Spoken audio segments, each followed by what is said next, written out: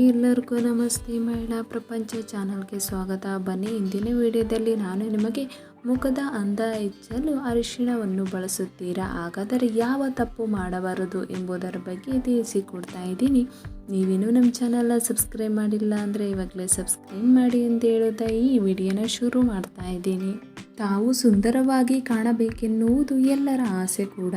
ಮಹಿಳೆಯರಿಗಂತೂ ತಮ್ಮ ಸೌಂದರ್ಯದ ಬಗ್ಗೆ ಹೆಚ್ಚು ಕಾಳಜಿ ವಹಿಸುತ್ತಾರೆ. ಹೀಗಾಗಿ ಮಾರುಕಟ್ಟೆಯಲ್ಲಿ ಸಿಗುವ ನಾನಾ ರೀತಿಯ ಪ್ರಾಡಕ್ಟ್ಗಳನ್ನು ಬಳಸಿ ನಾನಾ ರೀತಿಯ ಪ್ರಯೋಗಗಳಿಗೂ ಮುಂದಾಗುತ್ತಾರೆ.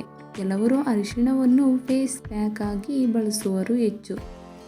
ಈ ಫೇಸ್ ಪ್ಯಾಕ್ ಬಳಸುವಾಗ ಈ ಕೆಲವು ವಿಚಾರಗಳು ತಲೆಯಲ್ಲಿದ್ದರೆ ಒಳ್ಳೆಯದು. ಇಂದಿನ ಒತ್ತಡದ ಜೀವನ ಶೈಲಿ, ಆಹಾರ ಪದ್ಧತಿ ಸೇರಿದಂತೆ ಹೀಗೆ ನಾನಾ ಕಾರಣದಿಂದಾಗಿ ಸಹಜವಾಗಿಯೇ ತ್ವಚೆಯ ಸೌಂದರ್ಯವು ಕಡಿಮೆಯಾಗುತ್ತಿದೆ. ಜಾಹೀರಾತಿನಲ್ಲಿ ತೋರಿಸುವ ಸೌಂದರ್ಯವರ್ಧಕಗಳನ್ನು ಖರೀದಿಸಿ ಸೌಂದರ್ಯವನ್ನು ಕಾಪಾಡುವವರು ಹೆಚ್ಚಾಗಿದ್ದಾರೆ. ಇನ್ನು ಕೆಲವರು ಚರ್ಮದ ಸೌಂದರ್ಯವನ್ನು ಹೆಚ್ಚಿಸಲು ಕೆಲವರು ಮುಖಕ್ಕೆ ಅರಿಶಿಣವನ್ನು ಹಚ್ಚುತ್ತಾರೆ. ಅರಿಶಿಣವು ಸೋಂಕು ನಿವಾರಕ ಗುಣವನ್ನು ಹೊಂದಿದ್ದು ಚರ್ಮದ ಸಮಸ್ಯೆಗಳು ಬರದಂತೆ ನೋಡಿಕೊಳ್ಳುವುದರ ಜೊತೆಗೆ ತ್ವಚೆಯ ಕಾಂತಿಯನ್ನು ಹೆಚ್ಚಿಸುತ್ತದೆ.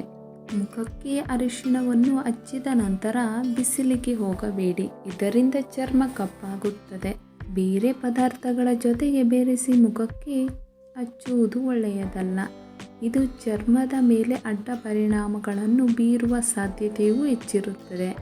ಮುಖಕ್ಕೆ ಅರಿಶಿಣವನ್ನು ಹಚ್ಚಿದ ಬಳಿಕ ಮುಖವನ್ನು ಸ್ವಚ್ಛವಾಗಿ ತೊಳೆಯುವುದನ್ನು ಮರೆಯದಿರಿ. ಮುಖವನ್ನು ಸ್ವಚ್ಛವಾಗಿ ತೊಳೆಯದಿದ್ದರೆ ತುರಿಕೆ ಹಾಗೂ ಚರ್ಮದಲ್ಲಿ ಕಿರಿಕಿರಿ ಉಂಟಾಗುತ್ತದೆ. ಅರಿಶಿಣ ಫೇಸ್ ಪ್ಯಾಕ್ ಹೆಚ್ಚು ಸಮಯ ಇಡುವುದರಿಂದ ಮುಖವು ಹಳದಿ ಕಲೆಗಳು ಉಳಿಯುವುದಲ್ಲದೆ ಮೊಡವೆಗಳ ಸಮಸ್ಯೆಗಳು ಬರುತ್ತದೆ. ಅರಿಶಿಣವನ್ನು ಮುಖಕ್ಕೆ ಹಾಕಿ ತೊಳೆಯುವಾಗ ಫೇಸ್ ವಾಶ್ ಬಳಸುವುದು ಒಳ್ಳೆಯದಲ್ಲ. ಈ ಫೇಸ್ ವಾಶ್ ಅರಿಶಿಣದ ಗುಣವನ್ನು ಕಡಿಮೆಗೊಳಿಸಿ ತ್ವಚೆಯಲ್ಲಿ ಈ ಅರಿಶಿಣದ ಸತ್ವವನ್ನು ಹೋಗಿಸುತ್ತದೆ.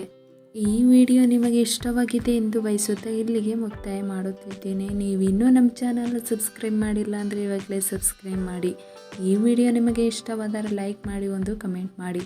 ಮುಂದಿನ ವಿಡಿಯೋಗಳ ಅಪ್ಡೇಟ್ಗೋಸ್ಕರ ಬೆಲ್ ಐಕಾನ್ ಮೇಲೆ ಕ್ಲಿಕ್ ಮಾಡಿ ಎಂದು ಹೇಳುತ್ತಾ ಈ ವಿಡಿಯೋನ ಮುಕ್ತಾಯ ಮಾಡುತ್ತಿದ್ದೇನೆ. ಧನ್ಯವಾದಗಳು.